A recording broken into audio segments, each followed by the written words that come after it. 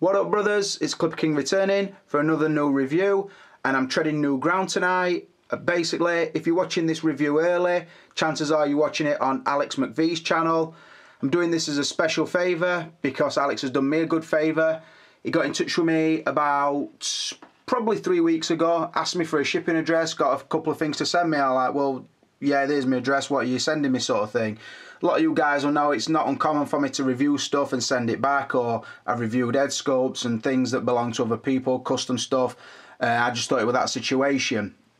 Alex basically explained to me what he wanted to do was ship me first the 1/4 scale Hot Toys Batman, and then this, if he could get the shipping address changed with Hot Toys with Sideshow in time.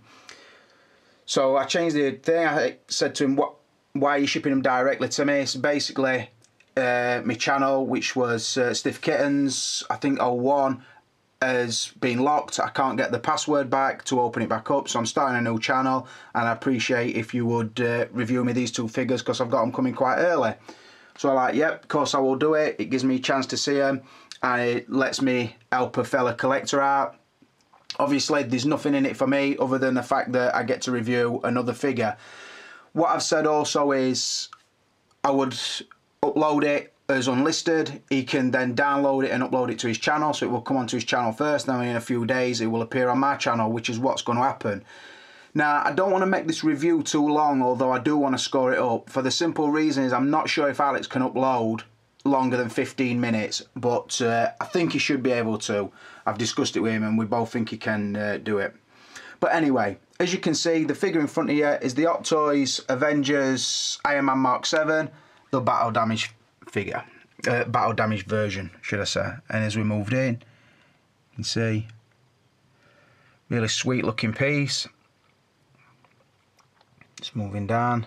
I will score it up like I normally do. You know, Clipper King, I'm not going to kiss nobody's ass because it's somebody else's figure. I'm going to review it true, as if it's my figure. I'd received it. I'll tell you the things I like about it, the things I don't. I'll make some other reference points for you. So, right, let's crack on. Like I said, massive thanks to Alex for even letting me receive this figure. And something will become clear in a minute as regards the box, because I've received this, like I said, from Sideshow. Alex still hasn't seen this yet, so I've seen it first, sort of thing, which I'm buzzing about, really. The fact that he would trust me enough to get a figure that he's just paid like $300 for me to receive it for him and then send it down to him, it just boggles my mind. But a lot of things are impressing me a lot lately. But anyway, so let's roll on and get some scores on the doors. Source material, I've done it like 9 times already, or 8 times already, whatever, for the Avengers I've got. I've always given the Avengers figures a 4 out of 5, simply because I really like the film. I've watched it a few times, obviously, and I do like it every time I watch it. Hulk is the Starman for me, and that's why he's the only figure that got a 5 out of 5. But I will say a close second were Tony Stark / Iron Man. But I am going to give him a 4 out of 5 because it were an ensemble cast, and it would be a little bit unfair for me to start saying, well, that character gets that amount and that gets that. Other than Hulk, which I thought were clear star at show, I've given every other character a 4 out of 5, and that is what I'm going to do. So again, I just scan down the figure for you. Just got him in a pretty simple pose, looking pretty tired out. He's battle damaged up. Just stood on the Chitauri soldier, on the big base that comes with it. Looking beautiful. So like I say, on the source material, I've given it a 4 out of 5. Rolling on to packaging, and as I've just explained, the figure came direct to me. So what I'm going to do, I'll talk you through the packaging first. As you can see, pretty similar to design to the other Avengers figures, but it's sort of a, let's call it a negative version, if you like. It's a lot darker. Where the others were colour coded, this one's not. I think this one's it sort of says to you that it is a second version of a release from that film, sort of thing, because I would associate the Iron Man with the red and the gold, where this one's got a very dark sort of, not grubby look, but I suppose battle damage look or worn out look about it. It's got the wraparound picture, it's got the arc reactor on the side, the chrome lettering again, the Avengers symbol. This one's more reflective. As you can see, it's catching the camera's light, and you can see there my hand moving about.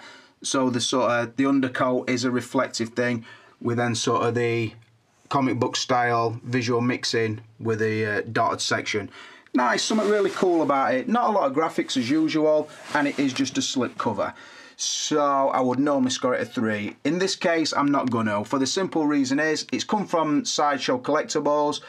He has paid for the extra box, yet whoever packaged it, I've seen this on Facebook today because I've sent him the picture. That is how it came. Well, to be honest, and I don't want to fuck this box up any more than it were inside the plastic bag, and it looked like, while it was in the plastic bag, they've shoved it down into the shipper box, caught that corner, and it had pushed that corner back on itself. So that were trapped inside the plastic bag, inside the box. So of course you've got a massive crease down there, which, to make matters worse, goes through these chrome emblems. Fucking proper shit by Sideshow or Hot Toys, who's ever. I would say it's Hot Toys' problem, because I think they've put it in the shipper box, and then Sideshow Collectibles have put it inside the outer shipping box. Whoever's done it, it's shit, because a lot of people, not everybody, but a lot of collectors love mint condition boxes. Now what I will say is, it's not been dropped or dinged, there's no battered corners, it's just that, like I said, they've pushed it in, heavy-handed fucking fool, pushed it in, it's caught that corner and it's folded it back on its head. Like I said, I told Alex straight away, I thought, well, I have no to hide, I'll send it him. He's going to be pissed off, I know he is, but like I said, what can I say? I can't say it fucking didn't turn up like that. He's going to see it. So, like I said, that's how it came, and that's wank, because on top of the shipping he's paid from America, he'll also fucking, he's asked for extra packaging, extra protection on that, and it's still come like that, which, like I said, it's not good. If he wanted to keep this in pristine, which he's told me he does, it's shit that it's come like that. But like I said, there's fuck all I can do about that. What I would say as well, going back to the comments I've seen on Facebook about it, a lot of people saying it's only a box, fucking chill out sort of thing, but that's easy to say if it's not your figure, I think. Some people want it how they want it, and Alex obviously does. I've got to say, if it were my box, I'd be fucking cursing, but then again, this is why I don't buy from Sideshow Collectibles, and this is why I can tell you, because they don't pay my bills. That Clipper King and old Sideshow Collectibles are a fucking thing, so I can say, fucking don't buy from them. As far as I'm concerned, unless you need the layaway plan, don't fucking buy from them, because they're worse than shit, I think. But like I said, I've bought one figure from them, I think, the exclusive Batman, and I certainly won't buy from them again. They can stick the loyalty points right up their anuses, but that's just me. So, going back to the scores, I would normally give a box like that a 3 out of 5. There's no way I'm giving a 3 out of 5 to a box that's come with a fucking folded back corner. Looks like it's been fucking circumcised. So, not happening. I'm giving it a 1 out of 5. Fucking Hot Toys or Sideshow Collectibles, sort yourselves out. Right, rolling on to likeness. And I am going to pretty much just cover the head sculpt. And I mean the face sculpt as such, not the helmet. I will mention the helmet flat, but it's mainly about the facial likeness. I've got to say this is a strong category because I really like that head sculpt. It was one of the first things that caught me when I opened the box. I think for an helmet of Tony Stark, I think this is possibly the best one I've ever seen. And I've seen the Mark III battle damaged. I've got the Mark VI with the battle damage on, and then I've seen on the Mark II Unleashed with Don Cheadle. That might just be the ones I've seen, but I think this is the best one. I think they've slightly enlarged the eyes. I think they've just given it a slightly different look to what they normally give him. It's normally a really vacant look, but this is just a little bit better than we normally get. I think what they've done is used the Tony Stark in the workshop version, blooded it up and then encased it in an helmet. If they have done that, well played to him, because I think that is the best Tony Stark available. What I will say is, just looking at the faceplate first, it's not really battle damage. It has got scratches on, as you can see, and it is sort of got an orangey sheen to it, which gives the impression that there's either blast marks on or the reds running into the yellow. So yeah, it's not a battle damaged as such, and that is the faceplate that goes on the light up head and the face sculpt head. So that is the only faceplate you get. So like I said, not massively damaged, just more kind of smoked up, I suppose. But that goes for a lot of the suit, to be honest. Looking at the sculpt, like I said, I think the expression's pretty good. It's determined, I would say. You get the cut on the left-hand side of the forehead. You get the blooded lip, you get the mark on his right cheek. I do think the colour they've used for the blood effects is really good and looks really accurate. Now I can't compare this to the other Mark 7 head because that were an open head with a really daft smile on it. It weren't an helmet head, but what I can compare it to is the Mark 6 battle damaged head. As you can see, the faceplate is a lot more battle damaged on the Mark 6 version than it is on this Mark 7.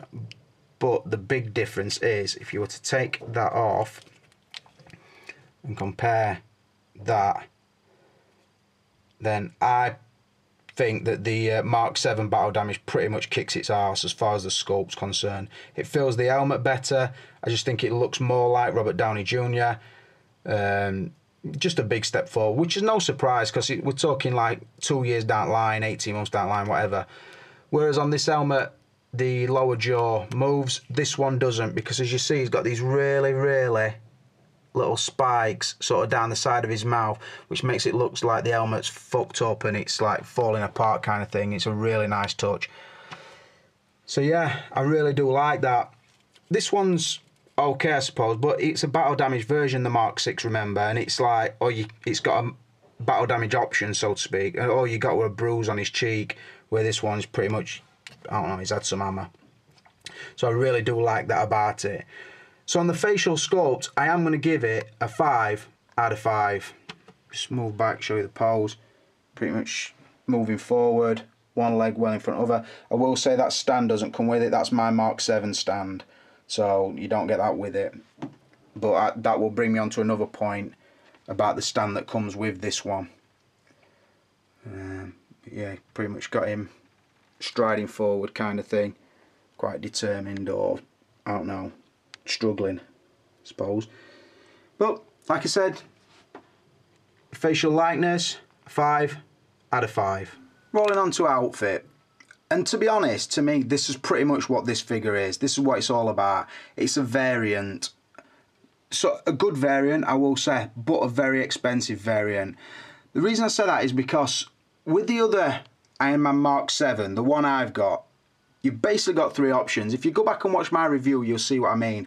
I were going to do a really detailed comparison video, but I don't see there's really a point, because it would lead me to swapping out parts and bits and bobs like that, which would be time consuming, and like I said, there's no real point, because I'll show them you in a minute. I'll show them you together to explain what I'm trying to say.